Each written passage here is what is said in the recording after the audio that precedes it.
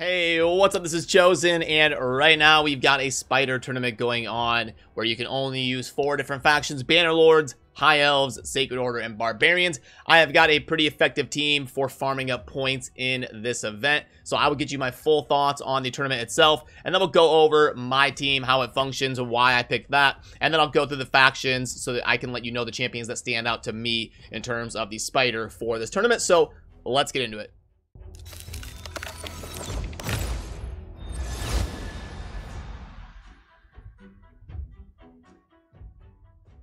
And a quick shout out to my friends over at Soundstripe that I am excited to partner with, because in today's day and age, you can never have enough access to copyright-free music, and they even have sound effects. So definitely browse the site, check it out, and if you use the link down below, promo code Chofly Elite will get you 15% off on Soundstripe. Alrighty, so first of all, the rewards on the right are not very good. There's no epic book, void shard, legendary book, anything like that. So right out the gate, I want to let you know, don't feel bad about skipping out on this event. But if you're curious as to how I feel about the champions in it and the team that I'm going to be using, that's the purpose of this video. And the good thing about something like this is it's probably not going to get a whole lot of action. You can see here in my group, it is a group of 100 players.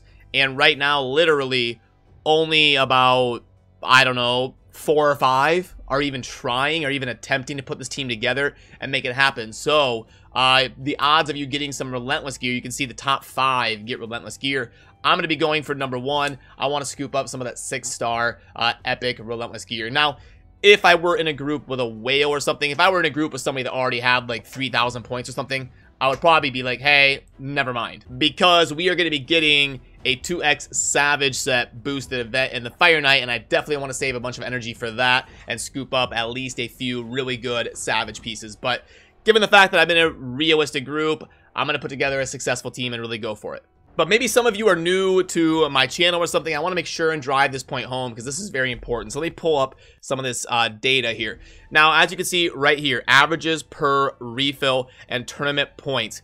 You can see there isn't a whole lot of pressure to go for stage 24, stage 25. If your goal is to win Relentless gear and do well in an event, I'm going to be putting together a team to go for level 20 because I am trying to be efficient with my energy and save up some resources to go after Savage gear during the Fire Knight Savage event. So I'm going to be going in stage 20 because it is super efficient, 144.7 versus like 130 or 120 in terms of tournament points per energy refill. Because remember, stage 20 way up there costs 16 energy. Those later ones at 24, 25 are 18 and 20. So even though you technically get better stuff, when you factor in the energy requirement and you balance it out in terms of what you're actually getting, stage 20 is going to be the optimal route for me to go in this event because of the goal I have of getting the Relentless gear.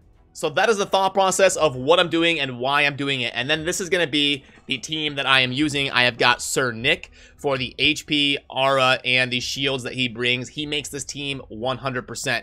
Because Venus, my debuffer, is going to be like 3 or 4% to miss a debuff. She places 2 very crucial debuffs on the spider and also the AoE spider lings. She's going to be doing the big version of defense break and the big version of weaken. So no matter how much accuracy you get, some of you may not know this, but no matter how much accuracy you get, you're still 3% to fail no matter what. 97% is about the max you can get to, even if you have 1,000 accuracy.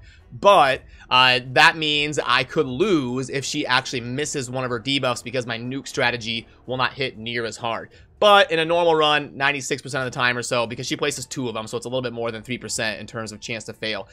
But on a normal run, Venus is going to AoE, debuff everything, land both debuffs on the spider, and then my Septimus are going to run in my double, how do you say it? My Septimus, Septimi, both of my Septimus, however you correctly say that.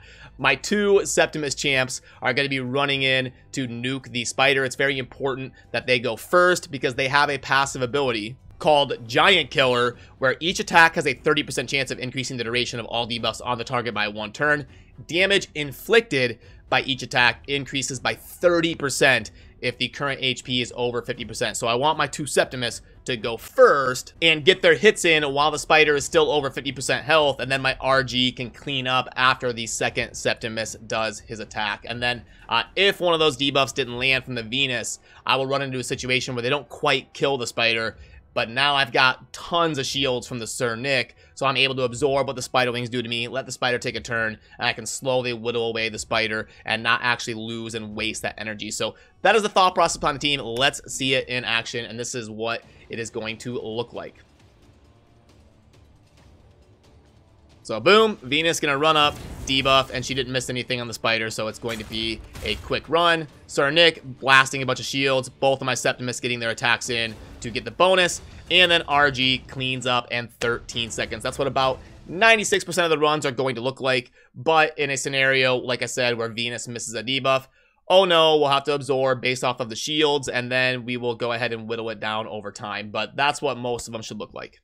So that's the team that I'll be using on my main account, but I also want to go through some of these factions in the index and let you know the champions that stick out to me in terms of being good in the spider. If I didn't have a nice, refined strategy available to me like that, what are some of the ones that I think would be good to build around? Lord Chantfort has the AoE attack down and a big HP aura for the spider. Raglan is a pretty good support. She can cleanse the poisons, do some turn meter stuff, cleansing and revive. Lugan has good heals. Obviously, Septimus is amazing for nuking the strategy. He's double S tier for nuke in spider teams. Stag Knight is absolutely S tier for the spider. We got speed down as an A1, and then we've also got not only defense break, but attack break. So any sort of spider strategy, Stag Knight is super incredible. Giscard right here has some shielding and provoking, which could be handy in some teams. Ursula is a pretty good just support in general for any strategy that's going to be over the long haul. Rares, I don't really see anything that super stands out to me off the top of my head for the Bannerlords here. Then in terms of the High Elves, obviously, Arbiter, always a good support, boosting the speed and the attack. Lysandra, same thing, also really good for like suppressing the spider's turn meter and can be really good like S tier in lots of different spider strategies. Tyrell, really good. Royal Guard, really good for nuke strategies, just like you saw in mine.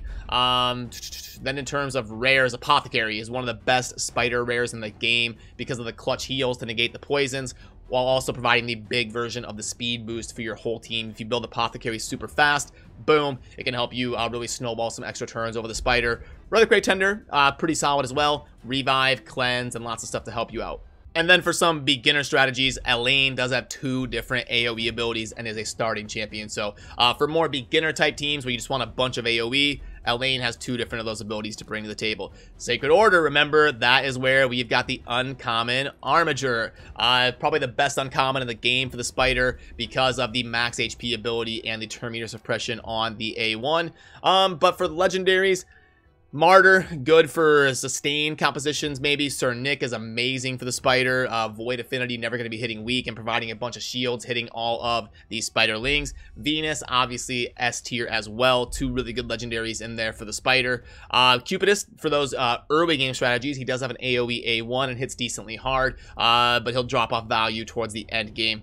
Mordecai, a new epic, and does the AoE HP burn, which can be really good for defensive strategies to use that HP burn to go ahead and slice down the spider. Lord Rick, I believe, has some shielding that can be used, and Deacon is obviously an amazing support with the AoE defense break, granting an extra turn, turn meter stuff, and we also get all battle speed, so Deacon, an epic that stands out as well. Godseeker here, the Void that was just part of the 10X, is obviously a really good support in the right team too.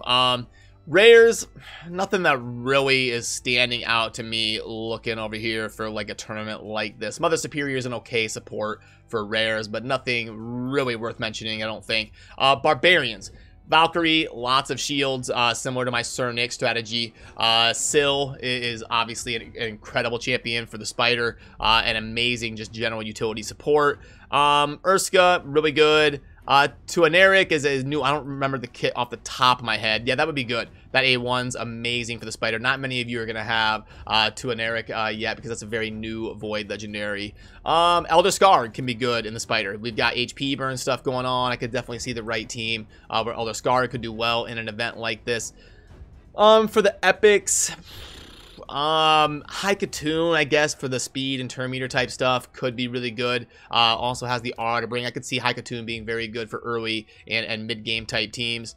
Under the rares, War Maiden has the 3-turn AoE defense break. Soulbond has a lot of AoE and can hit decently hard on the ignore defense. Marked is an okay support. But yeah, mostly that's gonna kind of cover it for the ones. Like, when I look through these different factions, what are the ones that kind of jump off the page to me in terms of making note to you, that would stand out in terms of building a team if you didn't have the champions that I have. So that's going to be what I wanted to get covered in this video. And yeah, let me know down below. Did I miss any champions that you think are really good, that were worth mentioning for an event like this? Or did you disagree with me on one that I thought was worth mentioning? Are you going to be doing anything in this event, going after some of those relentless pieces? I think it's probably the most realistic opportunity to get after some relentless pieces. Usually it's like the Ice Golem tournament that doesn't get a whole lot of participation, but also this tournament is probably going to be one of the lowest participation rates. So if you do take the time to put together a spider team, you may be able to get a decent relentless piece or 2 or 3 if you get really lucky. But usually you're lucky if you get 1 good relentless piece. But hey, that's why we play the game. It's a slow grind, and it's all about slowly acquiring different stuff. So if you are going for it, good luck. And if not, I totally understand why, because this event, it would make sense to skip and really save up to really go hard when the 2x Savage is live. So as always, thank you for watching. Have a good rest of your day. Peace.